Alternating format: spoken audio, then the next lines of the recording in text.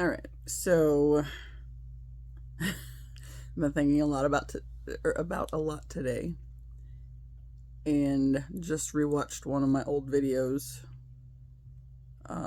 just because I was curious about something. So last week was the 2 year anniversary of doing the thing, having the channel, all this fun stuff.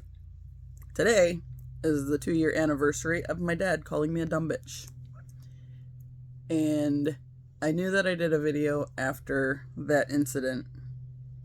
I didn't know where it was or like any of that stuff. I didn't know how many I had done. Turns out it was the fourth one that I did, because of course, I started the channel and then I had to take some time off, to kind of readjust to the fact that I had discovered I was capable of doing the thing and talking in this space, and the world didn't crumble around me or whatever. So so I had to adjust with I'd never been me using my voice had never been a welcomed thing for the people in my life. It's like there were various ways that I kept getting shut down anytime I would try to speak up for myself or for anything else. So when I took the time off,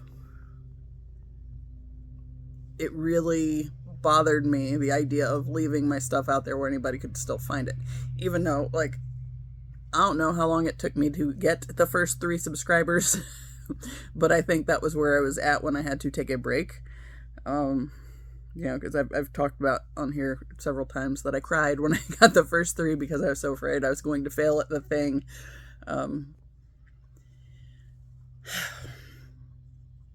When I took the break, I deleted all my videos because I was afraid of them staying out there where they might be able to do anything while I was not still making other videos. So then when I started back in March, I didn't put them up initially, but I got to a point where it's like, I need to. And then I went back and, of course, I didn't have any of my original pictures or anything, because those had all been deleted. So it was just like, I don't know, I think I drew something, and the one that I just had, it said round 1. And it was just something that I had drawn and colored, and that was the thumbnail for several videos, for all the ones that I had done and deleted but then reposted because I didn't have the original shots. And I wasn't trying to rewatch them because it's one of those things, it's like, I watch them after I do them, figure out what all I talked about, and if there's anything I need to clear up, if I misspoke anywhere, I need to, point that out and fix it, any of those things. But to go back several months or now 2 years later and rewatch something, it was kind of painful. I had just run and I kept my sunglasses on the entire time because I had been crying and I didn't want to be on the video all scattered as I was feeling. But I wanted to do the video because it just had this thing that had happened. But the biggest thing was, okay, I did comment, I think, on there that I was sick of my life. I thought at one point that I had said something more like I hate my life or whatever. That was not how that one ended.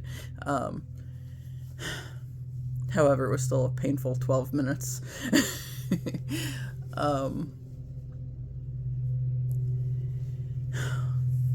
It's just one of those things. It's like all the anxiety, I can hear it in what I was saying. The anxiety of trying not to just have a meltdown on the camera, and obviously I'm not I'm not above doing that these days. But I was kind of 444. I don't know. I was just in a different space and very uncomfortable with all the sharing that I was trying to do, even though I didn't really know exactly I didn't know the whole purpose of what I was doing or anything.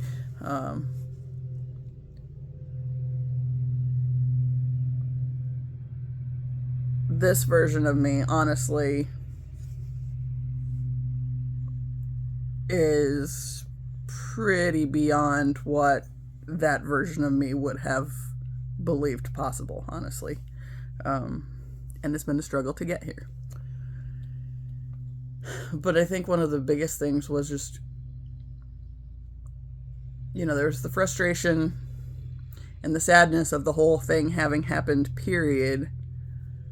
But also that level of trying to excuse it away. And, I've said many times that when he said it, I didn't take it personally so much because I realized that it was something that, he's always been that way, where if there's a woman he doesn't like, particularly the ones he doesn't like that he sees on Fox News, right, for the other side, that's his go-to, is that's a dumb bitch. It's just that's always the go-to.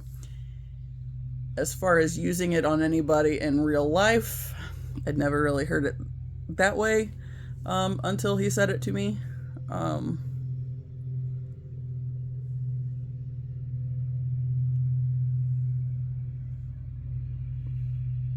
But I think with as much processing through things as I've done in this space, and this has been the space where I have realized that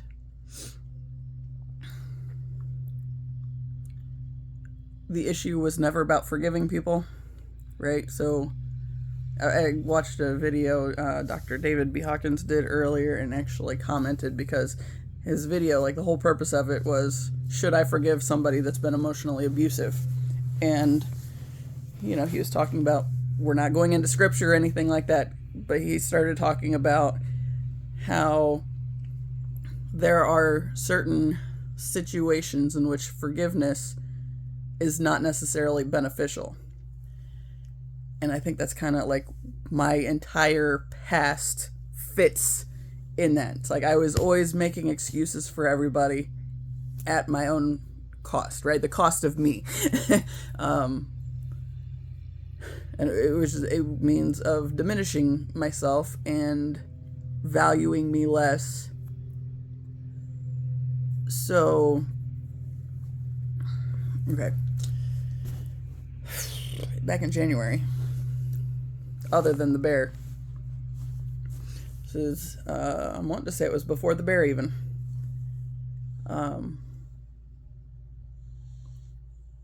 My father apparently goes on and on to my mother frequently. If just the two of them are around, he will frequently tell her that I don't ever have a kind word to say to him. And he's been saying that a lot in the past couple of years. In January, my mother says this to me about my father having said it to her. And I said, but I'm not the one that called him a dumb bitch. Now, keeping in mind, this is like, 13, 14 months after the fact. She says to me, that was a long time ago, and he apologized. You need to get over it. I was like, no, 14 months ago is not actually that long. All things considered. Dogs are snoring a lot today.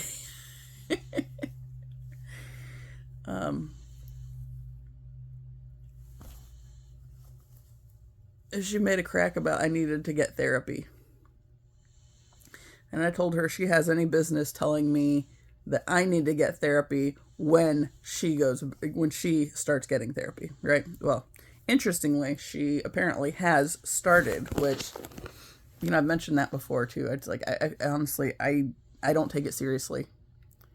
I feel like she's doing it because my brother and I are not fulfilling the roles that we were raised to do. And so now she wants somebody to talk to about us and all the things wrong with us,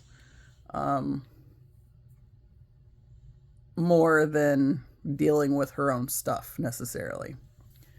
But yeah, so she fired out there with or fired off with that was a long time ago, and I needed to get over it. And what I've realized in like all this time, okay, because again, it was before the bear picture, right? So bear picture, if you're new,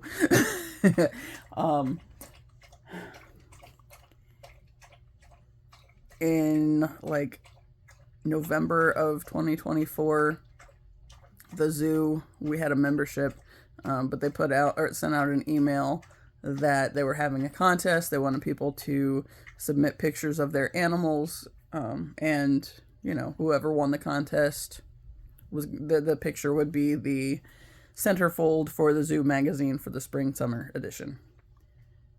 And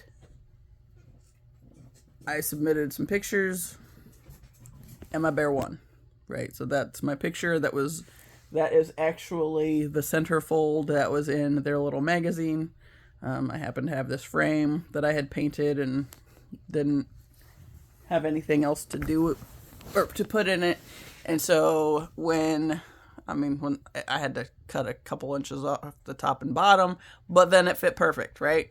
So I figured, since it's my bear, since it was my picture that won, since it was in the magazine, then I was going to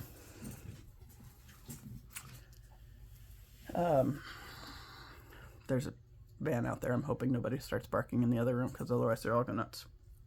Pretend I didn't say that.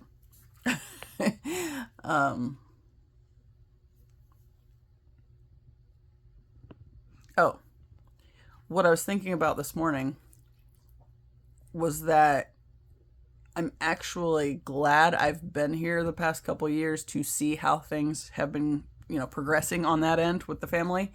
Because again, I started the channel and then had the issue with my dad, and then it was just a couple months after that, I think. No, it was, okay, it was the next year. Okay. So, started the channel November 2023. Then they sent the thing about the contest in November 2024, and I submitted the pictures, and then I just completely connected from it. And I have said on here many times, had I known that there was any prize other than that, I would not have put the picture in, because I would have automatically cut myself off thinking that I wasn't capable of winning good things. I wasn't worthy of it. So when I won the contest with the picture, and I found out in January 2025, I was trying to get the paperwork together to give the zoo permission to use my picture for their magazine. I was fighting with the printer, because it occasionally acts up because it doesn't get used a whole lot. It's like there are 3 different phones and 3 different computers hooked up to it, but we don't print a whole lot of stuff off. So I was trying to do that, and there was I was having some kind of issue, with getting my phone and the printer synced. And what I think it amounted to was I hit print before I thought to go check and make sure it was on, and that was the snag. But it threw the whole thing off, and it was this big issue, and I was just kind of messing around on my phone. And my mom tries to coerce me into needing my dad's help. It's like, I will ask for his help when I need his help. I do not need his help right now. Right? So I was trying to focus on this thing. It's I just had to, there's just a little snag with the phone and the printer, and my dad has been really bad with technology for a lot of years. And he likes to, if he gets a hold of somebody's phone, he's going to start adding things that they didn't ask to have put on there, right? Whether it's a crap cleaner or some other shit. He's going to do it to be helpful. He's going to complicate something, fuck it up, and it's not going to be helpful at all. He has a reputation for this. He's messed my grandma's computer up several times over the years, and other computers and whatnot, trying to be helpful, trying to do more than he knew to do. So I have not ever liked to let him have my phone. Like, there's been very few instances where I was okay doing that, right? So then for that issue, my mom tries to coerce me into doing it because there again, in this family, okay, basically the way she was raised is what she's trying to make me do, right? She was raised to make my grandfather feel like he's the only one with a brain in his head, but all that did was it led to this big complication where everybody was just going on about, you can't die, we don't know how to do anything, what are we gonna do if you die? You know, like, I got after my mom and my grandma because they kept saying that dumb shit when he was basically on his deathbed. It's like, that's not helpful. Just stop. But they've always been like that, right? And, you know, I've talked on here a lot about how he was always the one that would say the thing like, you got a brain in your head, why don't you try using it? He would always go out of his way to be the bully, right? That's all he ever did, right? And when my mom was trying to do that, trying to make me talk to my dad about this thing, it's like, I'm not ready to do that. I will do that when I get to a point I am absolutely stuck. Well, also made me realize why I don't like asking my family for help whatsoever.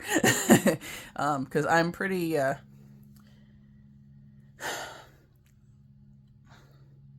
it's not really a bad thing.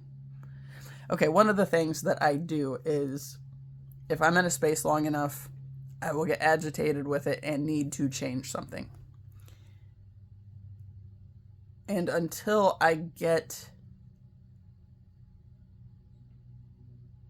a setup that I'm happy with, I mean, like, I'll change it up and be content with it for a while, and then at some point it's going to drive me nuts, and it's like, oh, well, this isn't ideal, and then I'll want to change something, right? As I'm thinking about that now, I mean, part of that's just, I do like to switch things up on occasion, but also if, like, honestly, the way I have my room set up right now, it's not great, but at the same time, for where I'm at and what I need at this point in time, I can't think of anything better for it, right? You know, especially when I have a shelf in the middle of the wall over there that would have to be rehung if we did that, and this is the second spot it's been in. My DVD rack too, that's the second spot it's been. It started out over here, now it's over behind my closet door. Which, had I been thinking about it, I said at the time, I wonder if it would work behind the closet door, but then I didn't think I had the space, and for whatever reason, I didn't actually look into checking the space to put it there. But then when I switched my office and my bedroom, then it was okay, because it wasn't hanging over the bed anymore. But then when I moved my bedroom back, then I was like, well, I don't want it hanging over my bed. I feel pretty confident that it's not going to fall off the wall, but at the same time, if there's a chance that it could possibly happen, I don't want it falling on me and my dogs when we're sleeping, right? So, and there's been a few occasions where something like that has happened, right? So, like, okay, I'm thinking, like, there was a night when I was working at the group home where we had these 2 shelves on the wall that had a bunch of binders on them. And one night, on the night shift, I was working there by myself, and the top shelf gave out, which took the bottom shelf out. Everything hit the floor, and it was loud enough that one of the clients came flying down the stairs to check on me because he was concerned that I might have gotten hurt or something might have happened. And luckily, I wasn't there, but it took out everything over in that area too. It knocked some stuff off the desk, and there was a trash can down there it knocked over. So all that kind of stuff. So, we've seen these kind of things happen before, and we don't want to take the chance, right? Also, there is a DVD rack exactly like that in the family room, and it got moved, and the spot that it got moved to, it fell off the wall in that spot. So same person hung it that hung this one, right? So we don't want to take any chances. And that was not me. I don't hang things. That is not, I mean, like, theoretically, I could probably figure it out, but I just would rather not, right? So if I need to have something hung on the wall, I usually will ask for assistance, right? And since I live at my parents' house, it's been my father in the past. However, post-strokes and, now that he's blind in one eye, or virtually blind in one eye, I feel like it's probably just not ideal to ask for his assistance. Plus, he does dumb shit in general. It's just probably not a good idea. Last thing he hung in here was my TV on this wall, which was an ordeal in,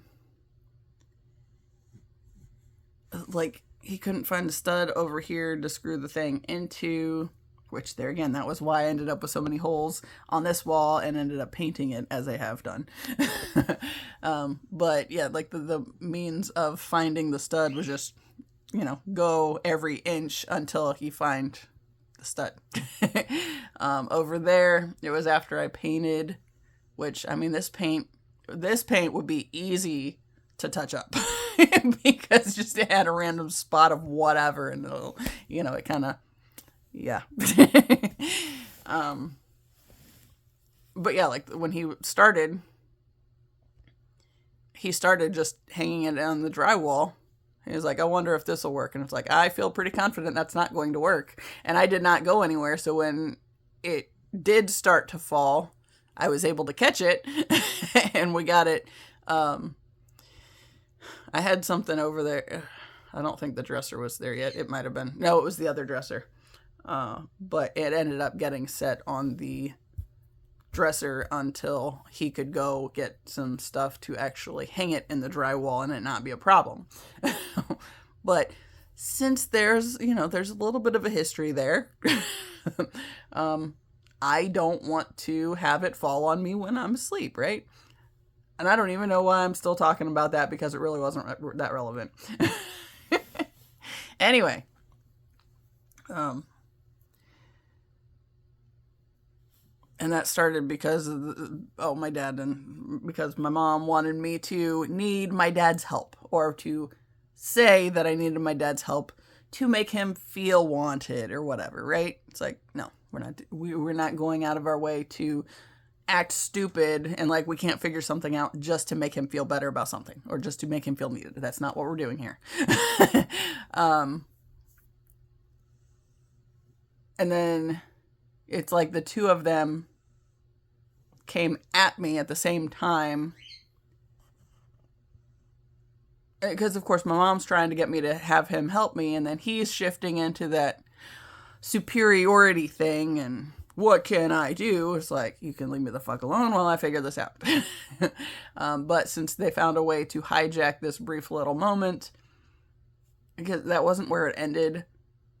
There's like it was within a half an hour of me winning this contest, and then there's this stupid thing that happens with them, and I end up spending the rest of the day crying because this thing that I was excited about becomes this burden because, now they're on my ass about something stupid, right? So it's like, this is bullshit.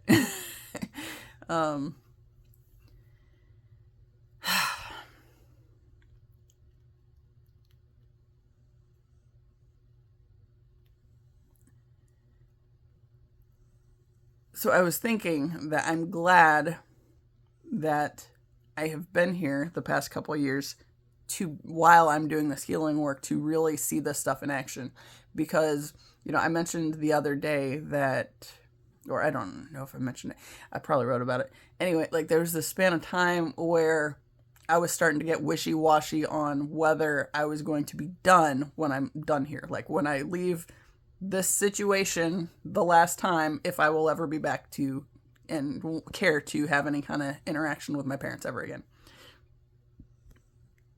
There's always this span of time where it's peaceful enough, and then I start getting wishy-washy, and it's like, well, I mean, maybe it's not so bad. Maybe we could still have some sort of connection. I mean, yeah, if I end up with like a family of my own, it would be nice to be able to have a worthwhile family to want to share them with. But it's like, I know under no circumstances will they get to be around any children that I might have in my future, because they're assholes, because they are manipulative, and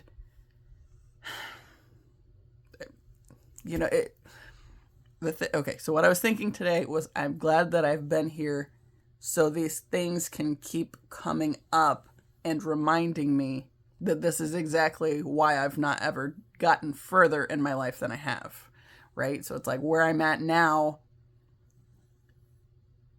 like once I started the whole YouTube thing and my talk therapy thing, that's been my healing process, right? So as I've been on this healing journey and realizing how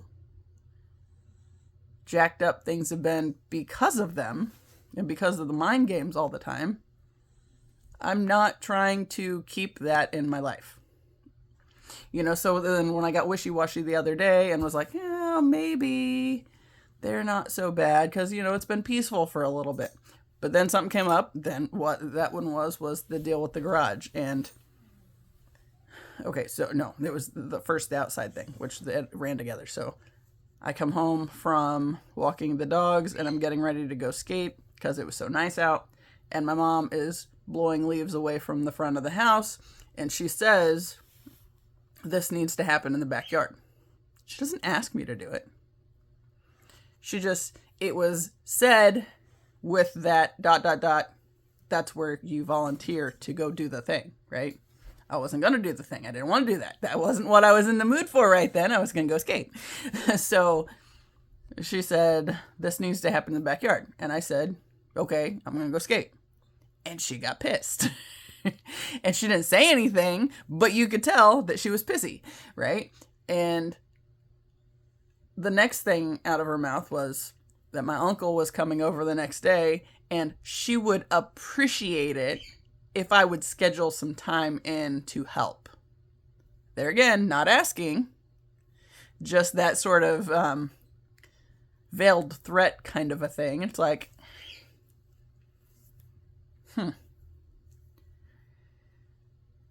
Now, of course, I've talked on here since then about how that didn't go ideally either, because we got into it, and, she was pissy, because there again, I wasn't asked, right? My uncle volunteered to help. My aunt said she would help. They volunteered to come over and help. It was just expected of me because they were coming. It's like, no, that's not what I want to do right now. Right? So she doesn't ever try to do anything to make it worth my while. It's just, I'm expected to do that just for the sake of I live here. And, and I've talked about that a lot too. It's like, in a perfect world, yes, I live here. I would help a lot with a lot of things. But what I was realizing was when I was helping all the time, it was getting taken advantage of, right? So it's like they felt entitled to my energy. They weren't asking me to do anything. They were just saying, this needs to happen. Then I do it. And then, they got their way and got to go on to the next thing. But what was happening was okay, for cleaning, right? So the big one I go back to the most because it's the easiest. I have a dog crate in the living room for Matazzi in case he acts up. He doesn't hardly ever go in it. I've thought about taking it down, but now it's more useful as a table for my skate stuff to air dry, right? So that's pretty much the purpose of it still being up. So it was my skate stuff on my dog crate. And what I was noticing was when I would go in there later, there'd be, my dad's trash, an empty Diet Coke bottle. It'd be his hoodie. It'd be his blanket, whatever. He started putting his stuff on my stuff. And it's one of those things, it's like, just to force me to have to deal with his stuff, right? So I talked about how I don't keep anything in the living or in the kitchen anymore or the family room because their stuff is like all consuming, right? My mom has like a steady stream of shit that's coming in, packages being delivered all the time, and things pile up on the table and somebody else is supposed to deal with it, right? Well, since I don't have my stuff in there anymore, like I have a drawer in the kitchen where I keep my keys, bags in case I need extra rolls of doggy bags when I'm going walking, my sunglasses, and my thing with my little wallet thing with my ID and everything. So that's my drawer. Otherwise, I don't have anything in there. And this is why, because their stuff gets in the middle of my stuff, and then it becomes really difficult to have it separated out, right? So, I've talked on here a lot about one of the things that I had to do when, I had the trial run leaving my ex, and what that showed me was that, so I had started packing some boxes and had them in the front room that he never went in, and it was, my birds were in it, but otherwise, no, actually, I don't think they were in it at that point in time. They went in at the next, when I went back. But since nobody went in it, that's where I was keeping my stuff, in my boxes that I had packed up. When he figured out that I was leaving, he went and pulled a bunch of my shit out of my boxes and hid it around the house. So obviously can't leave that way, right? Also, that was the time when my mom said that since she didn't know Taz and Gidge at that time, that they would have to stay behind with him. She didn't want them in her house. So they stayed behind. So it was like very much trial run. This is not going to be forever because my dogs aren't with me, right? Because he just stole a bunch of shit out of my boxes. So I don't know what he even took because he was hiding it, right? So that showed me that when I got ready to leave for real, I would need to get, I'd have to get my own little separate bank account. So he didn't know that I was paying for a storage unit and didn't know which one. And then, I'd have to get the storage unit and then start moving stuff over there, right? So I got the storage unit, got the bank account, and I had this little job where I set my own schedule because it was like a delivery driver thing. So I would be packing during the day while he was gone, and take stuff over to the storage unit. And when I got back home and he was ready to come back home, then I would be working on getting ready for work, right? So it's like very intentional. I don't want to be around him more than possible. But yeah, so I knew that I had to have a storage unit. Well, since I've been here, I've had stuff out in the shed, but then they still have all their shit out there too. So what it amounts to is their stuff creeps in. That's like, I had this realization back in the spring. It's like, if I'm going to be leaving here for real, I need to have a storage unit now, right? So I've talked on here a lot about moving stuff to the storage unit, and that's actually been immensely helpful because part of that is I also am able to move things over there and get them out of the way when it's something that I'm trying to sell, right? So I got like a file cabinet over there, this little table thing. It's not a coffee table. It's like a little side table or whatever. Anyway, just a little one. It's got a little drawer on it. There's a chair that needs a new pad on it. There's a few things, but at the same time, I can have it there. It's not in the way here. It's something that if somebody says, I want that, then I have them meet me over at the storage unit and get rid of it. That slowed down a little bit since we're moving into Christmas time and all the deals are going on anyway. But yeah. But that was the big thing, is that it occurred to me in May when I was starting to think about the splitting out. I really need you to not do that right now.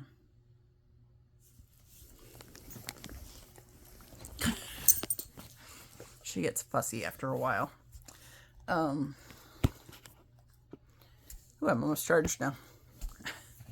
When I started to do the video, my phone was at like 29% because I'd watched something and done something else, and like it wasn't fully charged this morning. It was at like 50%, excuse me, and I hadn't gotten down low enough to charge, and then I was like, well, maybe I'll just do a short video today. It's like, or maybe I just get the speedy charger and plug it in while I'm doing the fucking video. So that's what we went with. No, not right now. Take a break. Because of course the old people are out and about. My dad had an appointment, so figured this is my time. And then once I get this out of the way, then I will take them on their little journey and move about. There's some shifting. I am going to be participating with some of the things that need to be done. No. Because apparently they're getting a new TV this week and new furniture that will be delivered in the next week and a half. So I will be participating for this part of the journey. And you know what I'm going to say? I'm going to say that's my mom's happy birthday because she doesn't want to, try to contribute to like the financial end of things. Again, yes, I'm living here. It shouldn't be that big of a deal to help. And if it wasn't for the fact that they take advantage all the time and just keep dumping shit in while they are not tending to taking care of any of it because it was getting done for them, that's where we got a problem, right? So yeah, anyway,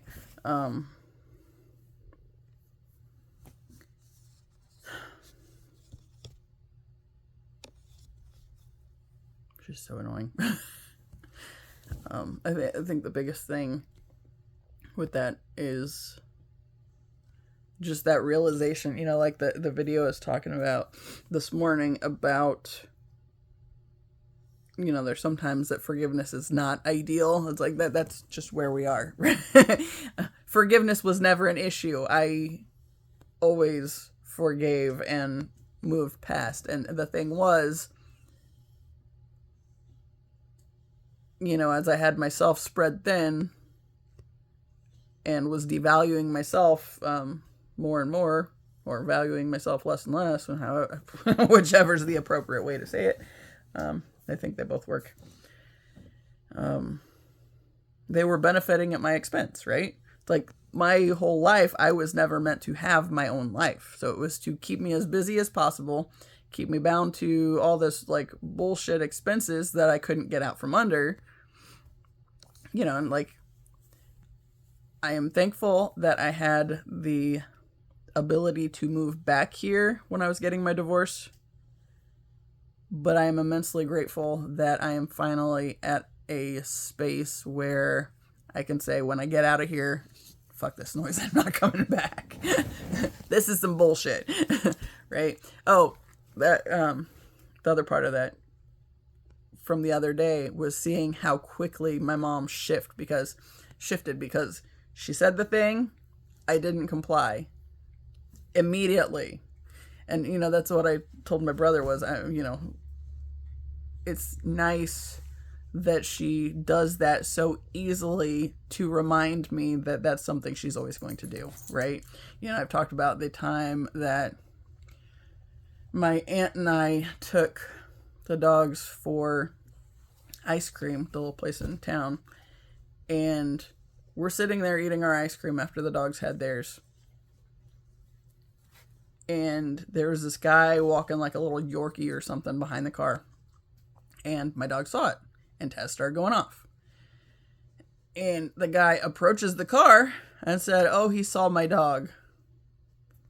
It's like, yes, I know. Why are you not moving faster? Most people get the dog wound up, then they start moving a little quicker. So, so they're having to listen to it for one thing, right? This dumbass sticks his hand in the car while Taz is going off, and Taz nipped him. And I was just so dumbfounded because who in their right mind would stick their hand in the car when the dog is acting that way? Because that was not a friendly little woof woof. That was like, he was going nuts, doing like he does. They've showed their asses in the videos before. And since he was going off, the girls were barking too, but mainly trying to stay out of his way because he was all like protecting the car, right? That's his space. And this asshole sticks his hand in the fucking window. It's like, you deserved that. Because he just is one of these, and kind of shakes it off. It's like, yeah, dummy, the fuck. But there again, it was just that example of the boundaries thing, right? And that's how easy it is for people to just not think anything of it, and suddenly they're crossing somebody else's boundaries and acting like it's just their business to do so. And it's like, no.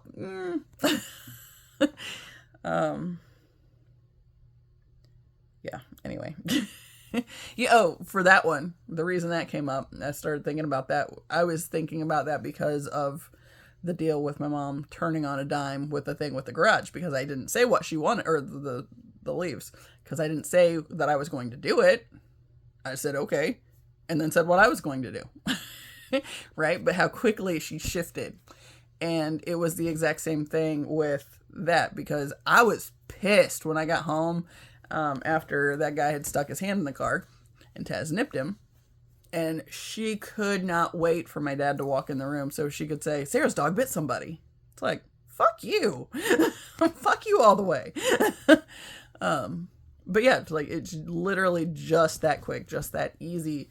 And they have no issues with it, right? So the issue was always that I was the one getting walked on, and they were feeling, because I was the child, they were feeling entitled to my energy. Like they had some sort of right and privilege to everything I had to offer because I was their kid, because I was living here. It's like, first off, if you fucking bring a child into the world, you should anticipate that you're gonna have to, foot the bill on their needs for some years, right?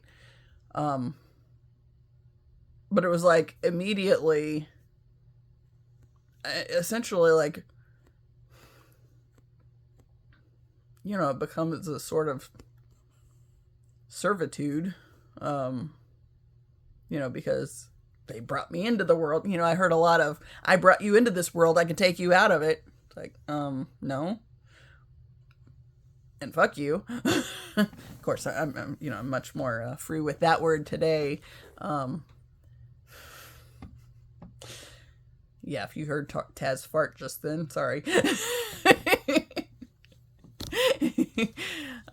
Anyway. Crazy dog. Yeah, it's just, I'm glad that they keep showing me that they're not going to change. This is what it is. And if I'm not content with what it is, then, that's just going to involve me moseying along into something else and never coming back. And I don't know, theoretically, maybe I get into another place and far, far away and don't have to be in the middle of their crap all the time, and then get to a space where it's like, well, maybe it'd be okay to see mom, and then maybe I come back and then maybe she shows her ass again. It's like, oh yeah, this is why we weren't going to do that, and then I never did it again. I don't know. I don't know how it all works out, right? I just know this is a long time of dealing with this bullshit and getting nowhere. So yeah. Oh, the thing with my dad.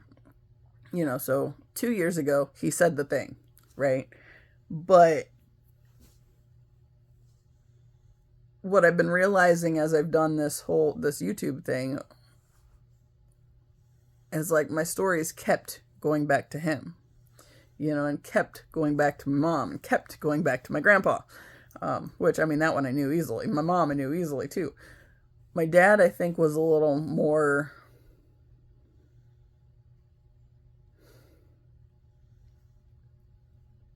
sneaky about how it showed up. But then the more I've talked about it, and it's like, because I remember, I got this dog. She has her foot right there on my foot. She just keeps patting me. Not yet. Yeah. Okay, there was one video that I did. I wanted to say it was in March this year. Or last year. Fuck, I don't know. It all runs together now. There was a video that I did. I wanted to say it was earlier on. Where I was actually reading this book on Stoic philosophers. It's called Lives of the Stoics, I believe. And I would read each chapter and I was taking little notes when there was something that would pop out to me, right? And then there was one of them that I got to. I don't remember who it was, but like the name on it was, or like it said like the name, and then it would say like something about them. Like this specific one, what it said about the person was the challenger. And when I was reading it, it's like there was something about it that was kind of like, it kind of unsettled me, I guess. And when I went to do a video and talk about it, what I realized was it was like taking me to the space of questioning myself, because there's going to be people to challenge anything you say, right? Because like that's what people do. Like you can't just say something for the sake of saying it and that be enough. Somebody's going to respond to it. And what I was realizing, or have realized since then, is the reason that was such a sensitive thought for me was because that's my entire life. Every time I've ever tried to say something, somebody's been there to shut me down, right? And it's like every single time, like there's, whether it's my family, whether it's somebody at school, whether it's just like somebody I don't know. Example, a few days ago, I posted there was a video on Facebook. I think I mentioned the creator the other day, PottyMouthPollyanna.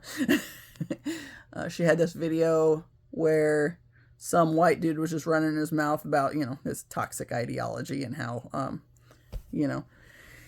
I think that one was basically women have it so easy. All they have to do is get married. They don't have to get married and have kids. They don't have to go to work. They don't have to go to school. They don't have to do all these things. They can just be married and their husbands will take care of it. It's like, no, it's like there's all sorts of shit wrong with this whole theory, right? But like, I commented something in the comments, obviously. Someone said, how about men just stop feeling like they have the right to assault women and, something else. Because there was a whole lot to the thing. Whole lot of toxicity, whole lot of people saying things. And, I responded to that one about commenting on something with the patriarchal systems that are currently in place were specifically set up for this purpose, right? Religion and politics being the world's oldest fuck buddies, because they literally exist to keep people in servitude, right? They don't want you to realize they want to keep you out of your sovereignty, so you always rely on somebody else for things, so you get taken advantage of, right? The system that is in place is specifically set up for that purpose, right? So men are supposed to have all the say so, and women are just supposed to be submissive, and that's just it. But obviously that's not a good system, because that took us to where we are today with like a huge ass sex trafficking thing, or child trafficking thing, right? That whole thing. The reason things like that exist is because of this other system that teaches us that we're less than, and we have to submit to whatever the men folk want and all that bullshit, right? So anyway, that's like on the verge of a tangent again. Let me rein it back. I commented something on that end, right? And it's stuff that I talk about a lot in this space because of what I've learned with my, my grandfather and my father. And I don't get on Facebook a whole lot. Like, I can go days without being on Facebook and be perfectly content. The biggest thing I use it for at this point in time is the marketplace, to post things. So when I happen to go on there to, okay, if somebody sends me a message on marketplace asking me about something, I like to check and make sure it's an actual person. Has this profile existed more than 30 seconds, right? And that's, that's the purpose. So anyway, the other day, somebody contacted me about something I have, and I, was talking to them a little bit, but to check the profile, see how long they've been around, to see if it was somebody that was like legit, or if it was somebody that's going to try to like make a big deal about let's do this, and then doesn't ever show up. Yeah. But anyway, I saw that I had somebody had tagged me, or replied to me or something. And I went and looked at the comment, and it was a dude, and says, "You're partly right." And then, whatever version of mansplaining took place from there on. I read through it, and it's like, I'm not dealing with this right now. And that was a few days ago, and I still haven't responded to it. And what I've realized is I don't owe him an answer. I don't. He chose to respond to the thing I said. It matters not whether he's in agreement with any of it, with none of it. None of that matters to me. I said what I said in response to that person, just as sort of, it was an agreement more than anything. But also this, because of this, right? So it's just that point that like, there's always somebody that wants to show up to cut you down. And it's like, that's exactly why the system is so problematic anyway, is because, we're all part of the system in some way or another. If you're in agreement to the system, or if you are unawakened to the fact that there's even this bigger thing going on, then you just go along and you'll play your part, cutting people down when they say the thing you don't agree with or whatever else. But like, once you awaken to the fact that, everything is connected and you can kind of see how it's playing out because of that connection,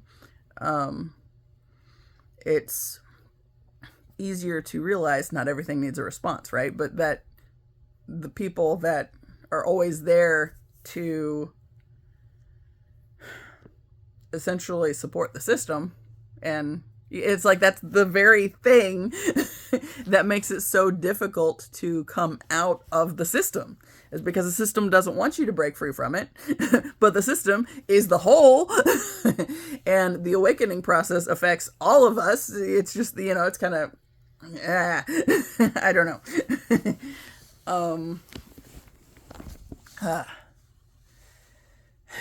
Yeah, okay, another thing that I've been thinking a lot lately. Okay, there was, I know I did a video at one point where I was talking about like the opposite ends of the spectrum, right? But then I watched something another creator put out, and they were talking about how there's not really, okay, like the far left doesn't really exist anymore, because it's like there's the far right, and it's like when the left wins, and because they didn't fix it, then, it doesn't, it's like when the pendulum swing, it doesn't go quite as far back, when you hit the other side. But, it's like each time it goes back and forth, ideally, you come more to balance. But it's like with the far right existence, it's like every time anything happens to shift things left at all, then it swings, like it's like there's like the system does its part to pull it back as far to the right as it possibly can. So it's like it keeps getting more and more right, And, moving further away from the left, where it's like the far left now is more people that are actually trying to find some sort of balance more than anything, but like there's always like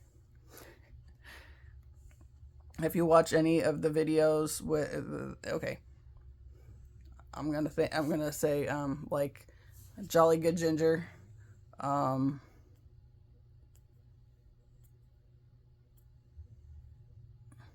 or the USMC Angry Vet, just one of them, I think.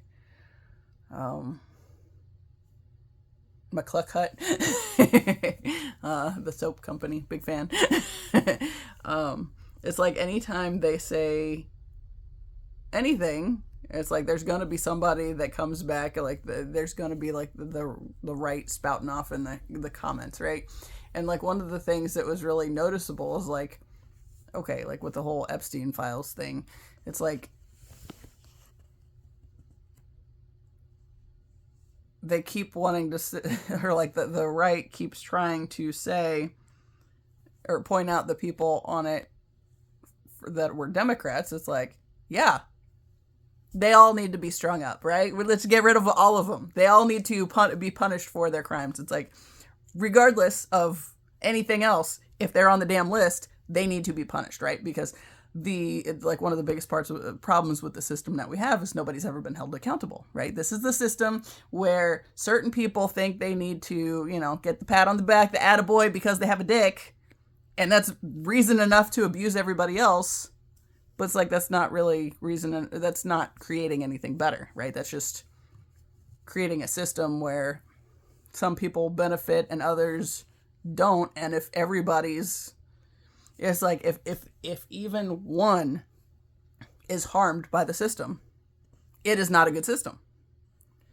But that's like the whole point of the system that's in place is, like there were maybe smaller groups that were harmed before, but now it's the majority that's actually being harmed. But some people will speak against their own benefit because they agree with the system, or they're too afraid not to agree with it, right? So the system is so used to having the bullies you into submission to get its way, right? So you're so used to being bullied that you try to go for, like, you try to the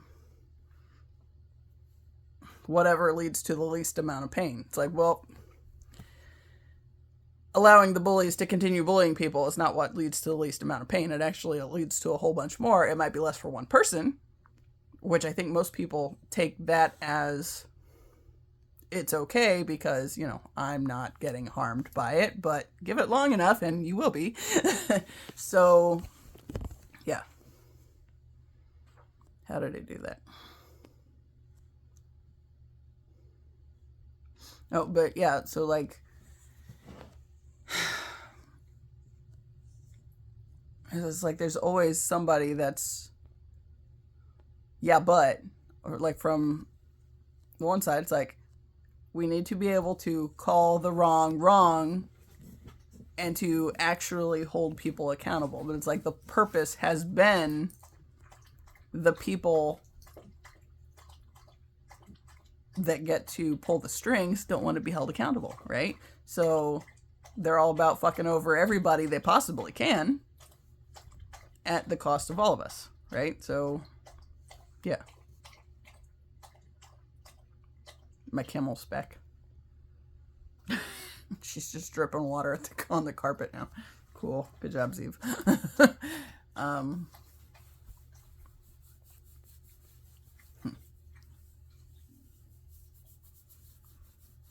Yeah, I don't know. I just find it kind of interesting how rather than agreeing that something's wrong, they try to come back at you and,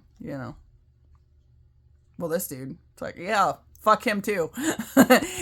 Anybody that has been, actually intentionally harming children, fuck them all, right? But there again, religion has been very much a key component in that element too, right? So like the asshole that died not that long ago, Dobson or whatever that dipshit's name was, that was, talking about, kids are evil, and, if you go to comfort the crying baby, they're controlling you. It's like, their baby, they're crying because something's wrong. And if you intentionally, abuse them in some kind of way because they're crying, all you're doing is teaching them that it's not safe to, fucking exist in this fucking world, man. And like I've talked about that too. It's like, that was one of those things that, my mom has talked many times about when I was a baby and wouldn't stop crying.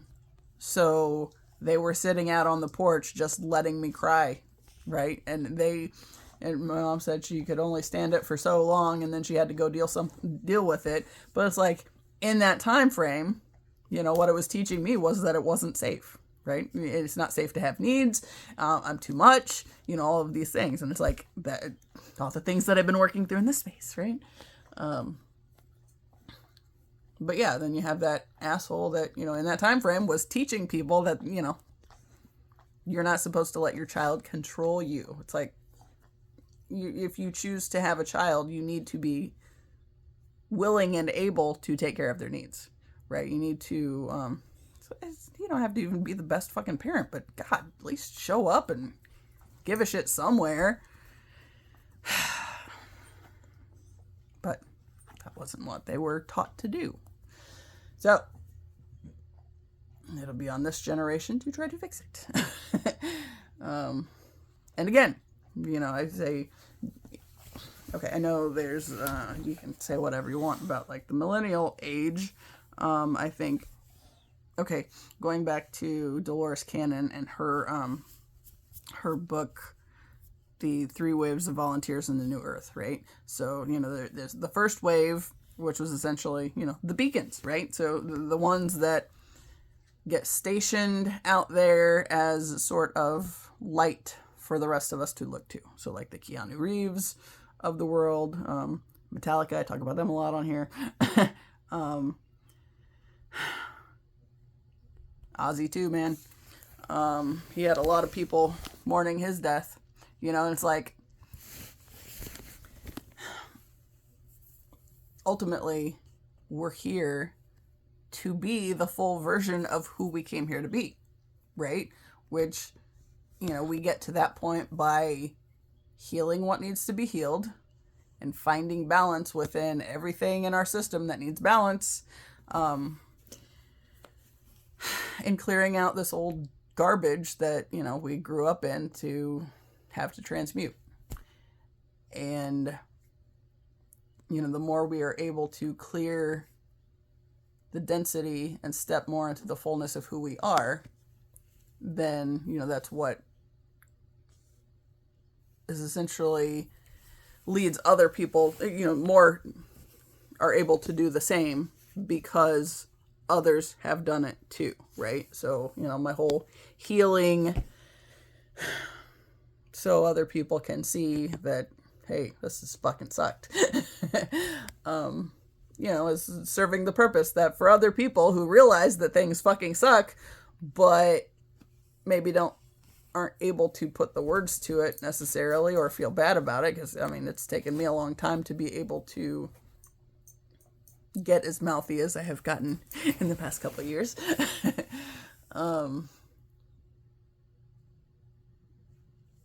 It's like, there's a lot to be said for finding somebody else that gets it at some level, right? So maybe it's a shared story or a story that makes somebody else think, hey, I can relate to that, right? That's the point. If somebody else can relate, then it serves the purpose, right? The purpose is connection. Yeah. I was thinking also, like, with this twin flame connection this morning, I was thinking about how, yesterday I was talking about activation points and how, like, there were certain things, like the black dogs, right? Gem Goddess said black dogs are important and means it's about time. So, I came across that video in 2020, and of course, this is the only time in my life I've ever had black dogs, and I have 3 that are primarily black, right?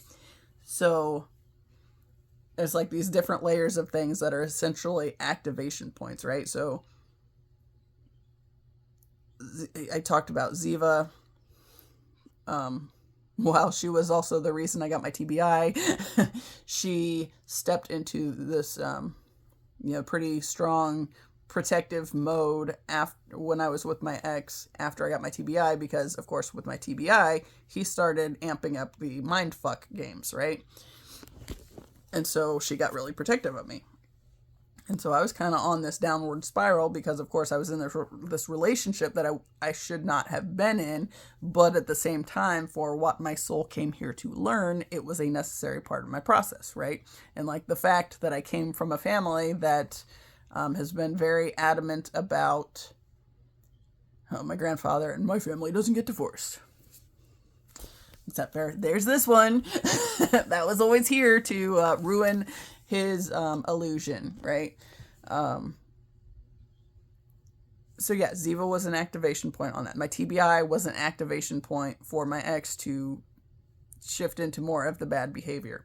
She was the activation point on helping me to be protected at some level when I didn't even realize what was going on that I even needed protection from, right? And then, then I learned that the black color also serves the purpose of being protective, right? Just the color black is a protective color, which is, there again, kind of funny why the people that, like the goth kids and whatnot, that people would be afraid of in school and all that stuff. It's like, yeah, it's actually a protection thing, right? They want to say it's a problem because of the darkness and everything, and you're into the dark, scary things, but at the same time, it's actually a protective thing. And seeds grow in the darkness, so just saying. But yeah, so the activation points. So this morning, what I was thinking with all of this, of course, I got my dogs here, and then I've talked about the 5 guys in the band, my knowing from my senior year in high school. 5 guys in a band, and we're somehow here to change the world together, right? But it's like hearing their combined energies when they, like the song that I heard on the radio, that was, got me into their music. And it's like there was something there. What I was thinking of, like with the Twin Flame connection, because of course he's one of the dudes in the band, was that, and I actually heard of one of his earlier bands, and I remember thinking that the name was really clever, but I never really listened to, I feel like I probably heard them on the radio, and that's probably why I was thinking that about the name. But see, when I see it in my head, I see myself walking in the living room at the house in Alabama where there wasn't music playing, but thinking that was a clever name, and having this sort of urge to want to listen to them, but didn't follow through on it. But what I was thinking about today was it was one of those, it's like a breadcrumb, right? So it's like there was these, okay, so I was thinking like the journey that my counterpart's been on has essentially been leaving breadcrumbs, right? And so when I find them at the right time, then it's like there's something there. Like that one, I can think enough that this other band that he was in, the name of it got my attention, but then that was about the extent of it, right? But then when I heard the 5 guys in the band that were served as the activation point, then I was like, yeah, hell yeah, right? I'm going to listen to more of this. And a part of that was his energy was there. So there was something where it was trying to get my attention. And of course, the masculine is more in the physical space and the feminine operates more in the spiritual space. So, especially with like all my, my trauma in my history, like the Aaron Doughty talks about how trauma keeps you kind of, you're locked up in the upper chakras because you have this sort of you're constantly on alert for anything that's going to cause you more pain in the physical, right? So you get kind of stuck in the upper chakras when you need some more attention in the lower ones because you don't feel safe, right? So on the journey, it's like he's been doing these things that essentially, when I found them, have served as sort of breadcrumbs. So like, after I figured out who he was to me, I ended up on this little path going down the rabbit hole, right? So figured out who he was to me in 2023, but heard of him because of this band that he was in, the Activation Point 2020. 2021 was when I had followed them on social media and followed him on his social media, and then ended up in a live stream that he was doing where I said something and he responded, and I was like, right? So I was thinking about that. So it's like the earlier stages. So like, had I listened to the first band he was in sooner, I feel like I probably would have made the connection that there was something going on. But because he wasn't a more recognizable 11111, as I said that, version of himself, because he's still trying to figure out who he is in the world too, right? So the version of him that wasn't fully stepping into the fullness of who he is, the full expression of who he is, it was like, would got my attention. But that's why it took the 5 guys specifically to really get my attention, right? Because he wasn't fully who he was yet to become, right? It's like it was always in him, but at the same time, he wasn't quite there yet. So, once I heard of the band and had this, it's the initial activation point, started listening to their music and following them on social media, then I was aware of who he was. So what I saw it as today was kind of like, once I connected to his energy, it kind of activated the boundary of the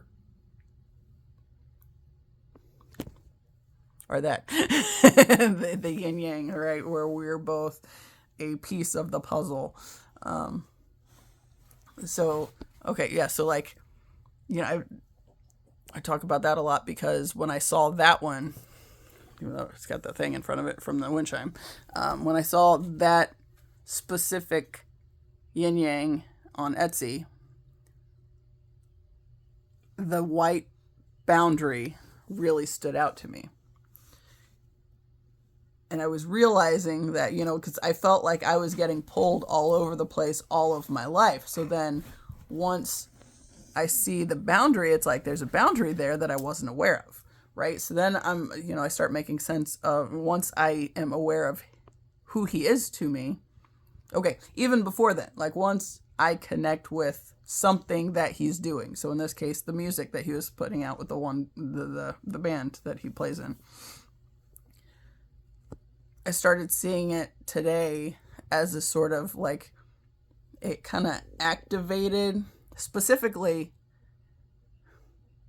it solidified when we actually had the back and forth exchange. Even though it was just like, I said one thing, he responded with one thing. Like, that was the extent of it, but then there was like, it changed everything, right? So when I connected with his energy, it was like, the boundary, it's like it was, it became sort of like, okay, I saw it today as kind of electrified. So, I've talked about how when, I think it was when I started listening to their music, I really started feeling how unsafe I felt in my own body, right? And it was realizing I needed to start doing the healing work. When I actually said the thing and he responded, and it was this thing where I'd been spotted. It was like, it added this whole other layer to it. So it's like the boundary, as I connected with his energy, there's a little like there was something about the vibration of the connection that was enhanced, and like I was suddenly aware of how unsafe I felt in the space that I was in, which I mean, in my own body generally, but then like the things that would start to come up where I was noticing other things, like one of the first things that I really paid attention to was when I would be standing in the kitchen and Gracie was in there sitting next to my mom, and Gracie would all at once like start going off on me, like from when she was little, like 2 or whatever. If she was around my mom, it's like there was a certain point which she would like start, she was like receiving the energy my mom felt toward me, and she would just start throwing it at me. Like even if my mom was just sitting there quietly, because I've talked about how I always felt like my mom hated me at some level. It's like that, right? So it's like the kid was picking up on it too, and she would start, responding just because I was in the room. So what I noticed was I couldn't be around that. Like if she was going off that kind of way, it was best for me to just leave her and my mom alone and be in the other room. Eventually, it got to a point where when she wasn't around my mom as much, then she was like a whole different kid. It's like there's something, this energetic level, right? There's more going on than we're even aware of, right? So it's like I always knew that my mom didn't like me, but then at the same time, it was easy for me to gaslight myself out of it because she wasn't saying anything necessarily. But it's like I always felt the energy. But then once Gracie started like projecting it at me, and it's like, here we go. Right? So, yeah. But anyway, like so this whole thing, it's like, as I clear out some of this junk that I've had to process through with my family, I got dog hair in my mouth. The joy of dogs, man. Get just like, what?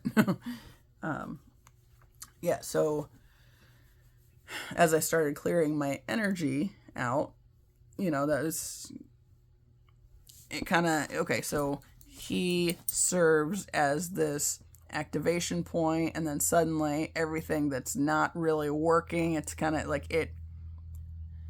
it's like, okay, it was like the boundary was kind of electrified. So then it was like something would come in, it would be touching an electric fence kind of a thing. And it's like, something's not right there, but I don't know what it is. And I don't really know what's going on there, right? So as I start processing through and doing my healing work and being more aware of my ability to have the boundary,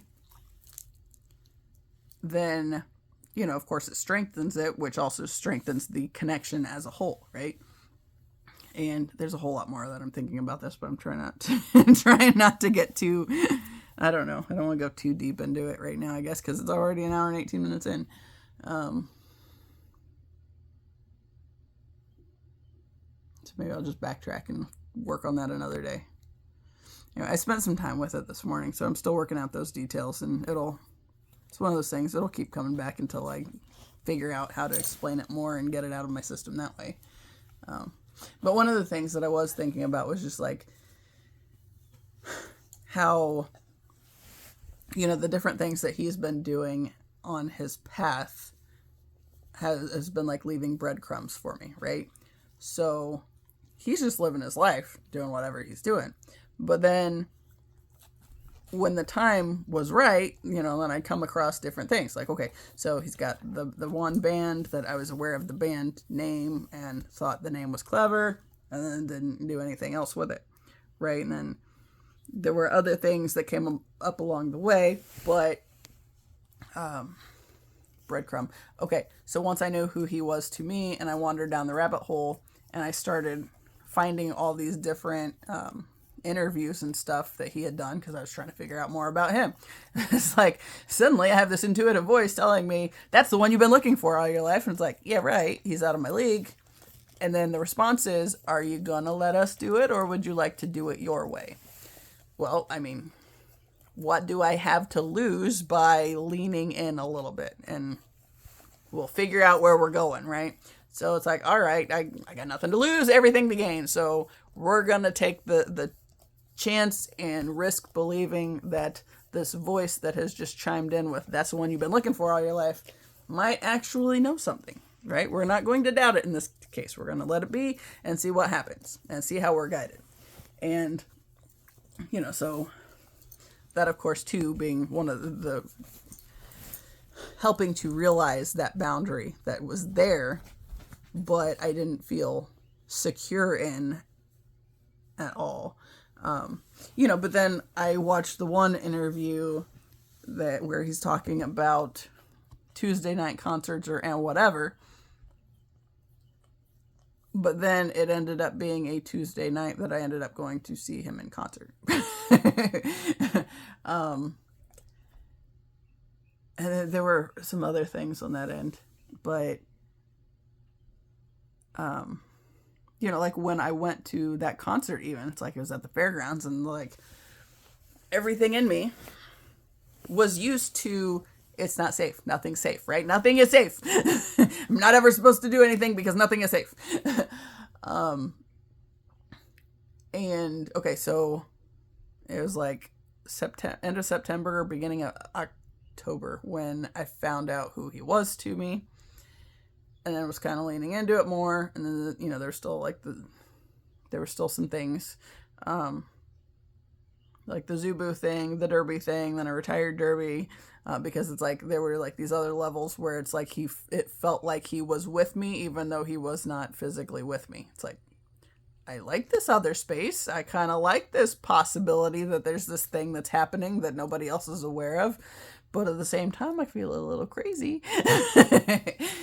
So what's that all about? But then I end up watching this interview where he's talking about Tuesday night concerts. Then I end up going to this end up finding out that he was going to be playing in town, and I was like, all right, so I gotta be there, right? It's like I found out there was a concert, and I was working at a place where I had the income enough to do it. It's like, I must be there. So then when I was unable to find anybody to go with me, it's like, I don't care, I have to be there. It's like, I don't know why, I just know that I have to be there. So I leaned into it, right? And I went to the concert.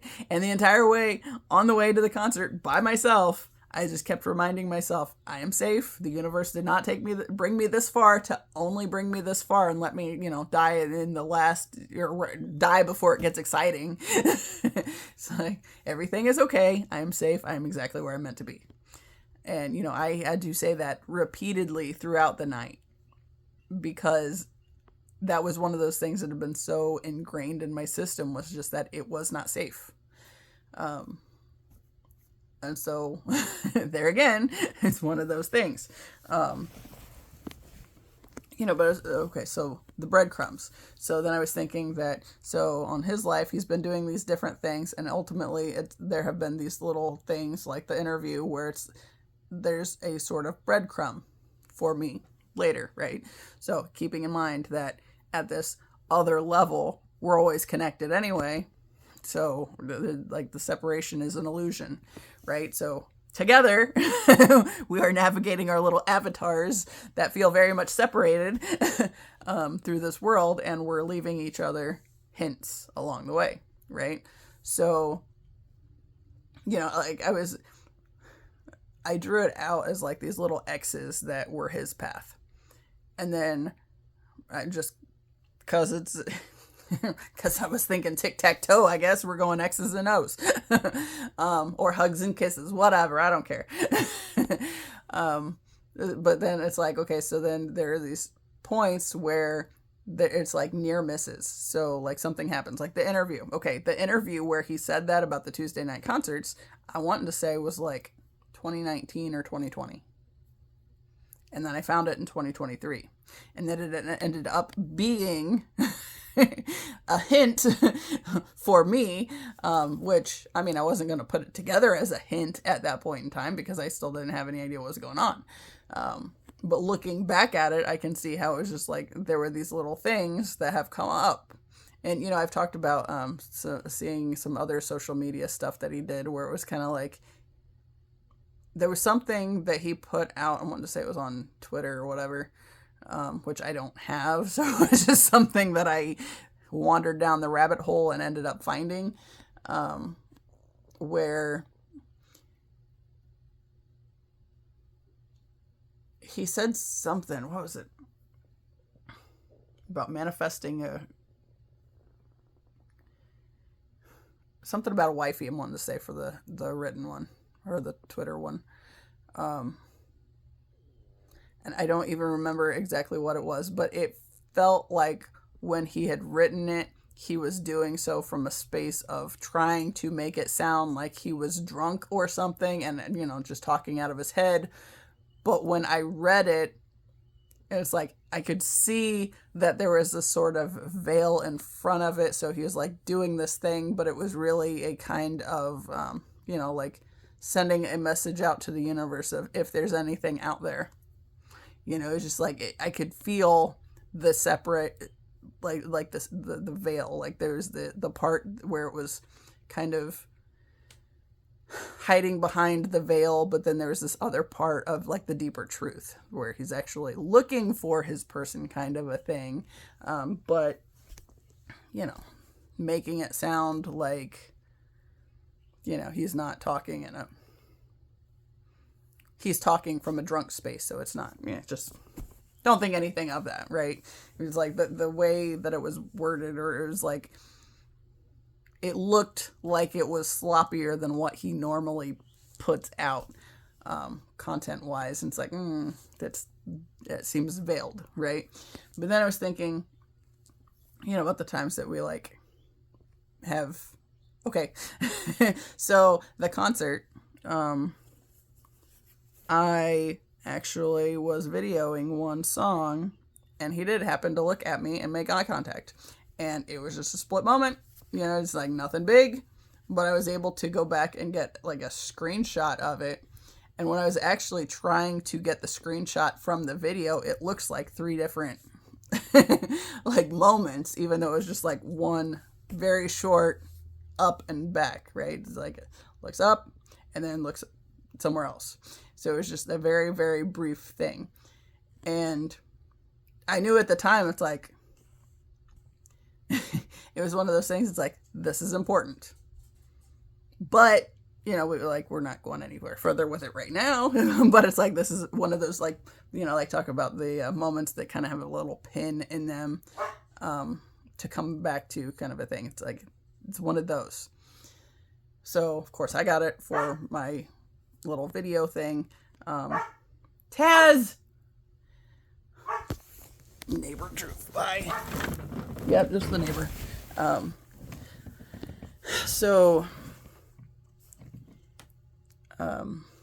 Yeah, so that, like, that was one of those things, right? So it's like little spots where there are these little close encounter type moments, and yet we're both not really ready. So, you know, so it just kind of appears like nothing. And actually, he had a video or a little story that he put on Instagram at one point where he was kind of, you know, because you got to figure musicians up there on stage, however often, you know, I'm sure there's all sorts of girls getting all excited about the eye contact moment, right? Because my mom talks about the time where Elvis made eye contact with her still. So I'm going to go throw some food on the floor for these guys, and I'll be back to finish this. Okay, so that should keep them busy for a little bit. So yeah, so, you know, of course, you know, like my mom was all excited about the Elvis making eye contact with her. So it's like, you figure there's those people that just get really excited about that, so, right? So it's like, there's a little pin in time because it's an important moment, because it's where we kind of cross paths. And when the right pieces come together, then, you know, then it'll be more relevant. But in the meantime, it's just one of those things that, just kind of, okay. It's a little fun moment. But, like he did a video shortly after that where it was kind of like, it was one of those, when you, suddenly are thinking about that eye contact you made with some guy. Anyway, it was just kind of a play on that whole idea. That was actually about the time I was like, I have to not be on social media right now. Right? So I took like most of 2024 away from Instagram, because it's like, I can't take any chances of him being the thing that talks me out of the thing, right? So it's like, I know this, there's this idea that has been posed to me that I'm leaning into, I'm going to trust it. I can't let him be the thing that talks me out of that. So, to disconnect from that, I left it. And there were a couple times where I'd end up in something. One I came across on Facebook, the band put something out that popped up with him in it. And it's like, there was just like all this, it was just like this really weird feeling for me. And it's like, nope, still not ready. Right? So that's been one of those things. It's like every now and then I will end up happening into social media for some thing, and then something happens and it's like, nope, still not ready. Or now it feels better, right? Now this feels like a safer space again, right? Excuse me. So then I was thinking about like all these things that I'm aware of that have happened, and we've barely spoke. There was the Instagram thing on the live stream where I said something and he responded, and then there was a little short meet and greet thing that I did, right? So as there's all these little breadcrumbs where he's left along the way. Well, now that I know who he is to me, and I'm also on my own path, my little videos, I've left little breadcrumbs along the way too for him to figure out. Right? So, so when I was thinking about it this morning, it's like, okay, so then he's leaving these little breadcrumbs, and then, I'm on my little path, and then every now and then there's like a little close call or something, we get real close, and then it's like, we just keep, ultimately, it's like the spiral. It's like, round and round you go. It's like you get a little closer.